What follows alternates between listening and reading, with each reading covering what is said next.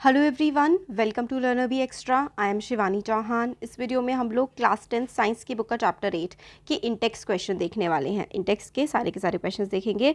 Chapter है हमारा how do organisms reproduce. पहला क्वेश्चन है what is the importance of DNA copying in the reproduction. तो reproduction में डीएनए की कॉपी होने की इंपॉर्टेंस क्या होती है। तो देखो आंसर है DNA copying is crucial in reproduction of organisms which look alike their parents. तो जैसे कि जो डीएनए कॉपिंग होता है ऐसे ऑर्गेनिज्म में सारे के सारे ऑर्गेनिजम्स में डीएनए कॉपी होता है। कुछ ऑर्गेनिजम्स होते हैं जो एग्जैक्टली अपने पेरेंट्स जैसे लगते हैं। हम लोग भी कहीं ना कहीं हमारे जो फेशियल फीचर्स होते हैं अपने पेरेंट्स पर जाते हैं। The surviving cells are similar to their parents but slightly different from each other since DNA copying brings about variations every time.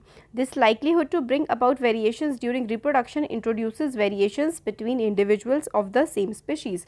तो जब डीएनए की कॉपी हो रही होती है ना तो काफ़ी सारी तो सिमिलैरिटीज़ होती हैं बट कुछ ना कुछ वेरिएशंस आ जाते हैं, कुछ डिफरेंसेस आ जाते हैं और उन्हीं डिफरेंसेस की वजह से सर्वाइवल ह्यूमन बींग्स का हो पा रहा है। तो इसलिए क्या होता है डीएनए की कॉपी होती है बट एक इंडिविजुअल दूसरे से अलग होता है, बल्कि सेम स्पेशी के होते हैं, हाथ पैर नाक मुंह सब मतलब एक जैसा होता है बट फेशियल फीचर्स काफ़ी जो है डिफर भी कर जाते हैं जो वेरिएशंस होता है डीएनए में उनकी वजह से। नेक्स्ट है why is variation beneficial to the species but not necessarily for the individual. तो इंडिविजुअल के लिए हो सकता है डीएनए का वेरी होना ना हो सही, बट जो स्पेशी है पूरी की पूरी जैसे ह्यूमन स्पेशी हो, चाहे लायन स्पेशी हो, एनिमल्स कोई सी भी स्पेशी हो, उसके लिए इंपॉर्टेंस क्यों रखता है डीएनए का वेरी करना। तो आंसर है niches are the practical location where the population of certain organism lives in within the ecosystem.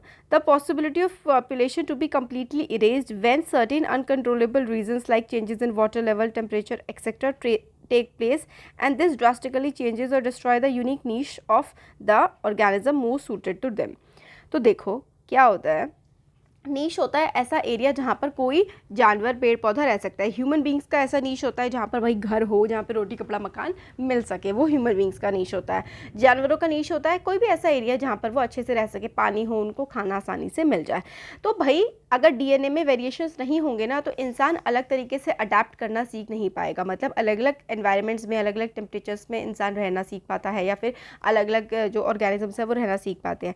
Variation plays a important role in helping individual survive in their population count due to adaptability. हम लोग फिर adapt कर पाते हैं यानी कि समय के साथ चीज़ों के साथ रहना सीख पाते हैं अगर डीएनए में वेरिएशंस होते हैं। अगर डीएनए में वेरिएशंस नहीं होंगे तो हम बदलावों के साथ रहना नहीं सीख पाएंगे। Going forward this helps the individual to reproduce and increase their population of their species in their current niche. Hence variation is more beneficial in the level of species rather than individual. तो जो variations है वो species में काफ़ी beneficial होते हैं। Individual मतलब एक शेर का बच्चा उससे अलग हो या ना हो कोई फ़र्क नहीं पड़ता, बट अगर पूरी पॉपुलेशन की बात करें तो थोड़े थोड़े वेरिएशंस आते रहने चाहिए क्योंकि टेम्परेचर वेरी करता है, आसपास का माहौल वेरी करता है, उसके साथ घुल मिल पाए, जीना सीख पाए, इसलिए वेरिएशन ज़रूरी होती है। नेक्स्ट है how does binary fission differ from multiple fission. तो बाइनरी फिजन मल्टीपल फिजन से कैसे डिफर करता है। तो देखो इसमें वेरिएशंस यहाँ पर ऐसे करके गिवन है।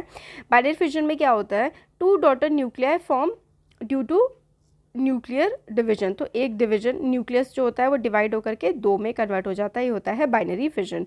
Formation of construction takes place in the cell post nuclear division. तो ठीक है, formation of construction takes place in the cell post nuclear division. फिर न्यूक्लियर डिवीजन के बाद और वो आगे बढ़ता है। This type of fission produces only two daughter cell. तो सिर्फ दो ही डॉटर सेल डेवलप होते हैं। This type of fission takes place in favourable condition. तो जब फेवरेबल कंडीशन होंगी तभी ये पॉसिबल हो पाएगा, मतलब आसपास जो है टेम्परेचर प्रेशर वगैरह सारी कंडीशंस अच्छी होनी चाहिए।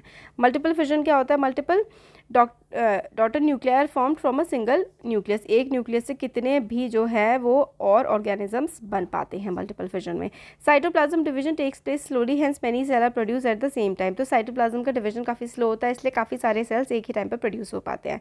Multiple daughter cells are generated. तो काफ़ी सारे डॉटर सेल जनरेट होते हैं। Multiple fission adverse during adverse condition. तो एडवर्स कंडीशन भी होती है, मतलब कंडीशन फेवरेबल ना हो तभी मल्टीपल फिजन हो जाता है। नेक्स्ट है how will an organism be benefited if reproduces through spores। तो स्पोर्स से अगर रिप्रोडक्शन हो रहा है तो ऑर्गेनिज्म को कैसे बेनिफिट पहुंचता है। तो आंसर है organism produce a thick outer covering around themself which is able to withstand extreme situation such as high temperature, shortage of food and scarcity of water. तो देखो ऑर्गेनिज्म अपने आसपास अपने बाहर एक थिक सी ना कवरिंग बना लेते हैं खुद को बचाने के लिए। अगर बहुत ज़्यादा टेम्परेचर बढ़ गया या खाने की कमी होगी, पानी की कमी होगी, तो अपने बाहर ना एक कवरिंग बना लेते हैं, उससे खुद को वो बचा पाते हैं।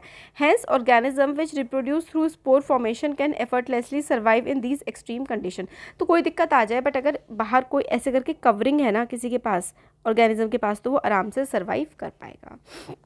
नेक्स्ट क्वेश्चन 5 है, can you think of reasons why more complex organism can not give rise to new individuals through regeneration. तो मोर जो कॉम्प्लेक्स ऑर्गेनिज्म होते हैं जिनके बहुत सारे ऑर्गन्स होते हैं, वो रीजनरेशन से क्यों, रीजनरेशन जो प्रोसेस होता है रिप्रोडक्शन का, उससे क्यों अपने जो है बेबीज़ को फॉर्म नहीं कर पाते।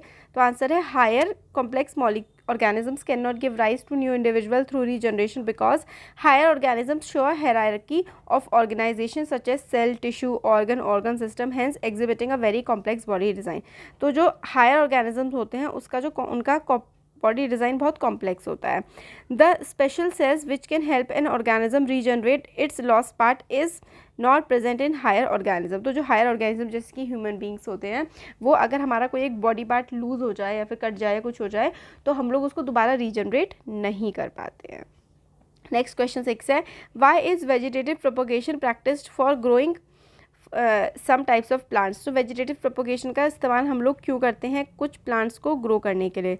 तो आंसर है plants such as banana, rose, orange etcetera have lost their capability has lost their capacity to produce viable seeds, hence process of vegetative propagation is followed। तो vegetative propagation का हम लोग इस्तेमाल तब करते हैं जब प्लांट जो है अपनी सीड को बनाने की कैपेसिटी को खो देता है। तो सीड फॉर्मेशन की जो कैपेसिटी है कुछ प्लांट्स और एनिमल्स नहीं, कुछ प्लांट्स अपनी सीड बनाने की, बीज बनाने की कैपेसिटी खो चुके हैं, जैसे कि बनाना, रोज, ऑरेंज, है ना। तो इसलिए इनसे वेजिटेटिव प्रोपोगेशन होता है। DNA कॉपिंग is an essential part of the process of reproduction. तो डीएनए कॉपिंग काफ़ी ज़्यादा इंपॉर्टेंट पार्ट है रिप्रोडक्शन के प्रोसेस के लिए। तो भाई ऐसा क्यों है। तो आंसर है DNA कॉपिंग is crucial in production of organisms which look alike their parents. The surviving cells are similar to their parents but slightly differ from each other. Since DNA copying bring about variation every time, this likelihood to bring about variability during reproduction introduces variations between individual of same species. तो भाई DNA जब copy होती है तो slightly differ करते हैं, मतलब आप बिल्कुल अपने पेरेंट्स जैसे नहीं है ना, तो इसलिए डीएनए की कॉपी में स्लाइटली डिफरेंशिएशंस होते हैं। और इससे क्या होता है, इस वेरिएबिलिटी से रिप्रोडक्शन जो, मतलब इस वेरिएबिलिटी से क्या होता है, लाइकलीहुड होता है कि भाई अच्छे से स्पेशीज सर्वाइव कर जाएगा। तो वेरिएशन की वजह से सर्वाइवल की ज़्यादा चांसेस हो जाते हैं। क्वेश्चन 8 है, how is the process of pollination different from fertilisation. तो पॉलिनेशन फर्टिलाइजेशन से अलग कैसे है। तो आंसर है देखो, pollination transfer of pollen grain from anther to stigma of the flower is called pollination. तो पॉलन ग्रेन्स जो हैं एंथर से स्टिग्मा में जाते हैं अगर फ्लावर के, तो उसको हम लोग पॉलिनेशन कहते हैं। एंथर से स्टिग्मा में फ्लावर के जाते हैं तो उसे हम कहते हैं pollination. Pollen grains constituting of male nucleus reaches the tip of stigma through process. ठीक है। फर्टिलाइजेशन में क्या होता है, the male and female nuclei fuse together, a diploid zygote which later develops into seed is formed in this process. Next question है, why is the role of seminal vesicle and what is the role of seminal vesicle and prostate gland। तो prostate gland और seminal vesicle का क्या role होता है। तो prostate gland and seminal vesicle produce secretion which provides nutrition and motility to the sperm which also help in the conduction of sperms। ठीक है।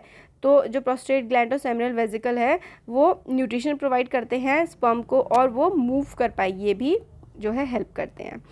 Next question है, what are the changes seen in girls at the time of puberty. Puberty के time पर girls में क्या क्या changes हमें देखने को मिलते हैं।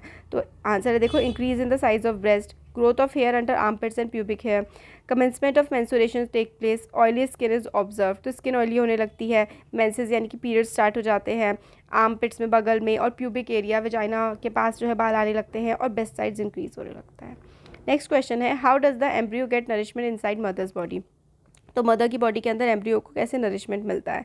तो placenta is a nutritive connection through which the embryo in the mother's womb get nutrition from the mother. तो जो प्लेसेंटा होता है ना, उससे ही जो है मदर से न्यूट्रिशन मिलता है बेबी को। नेक्स्ट है, if a women is using copper T will it help in protecting her from sexually transmitted disease. अगर वुमेन कॉपर टी का इस्तेमाल कर रही है तो क्या सेक्शुअली ट्रांसमिटेड डिसीज़ से वो बच पाएगी।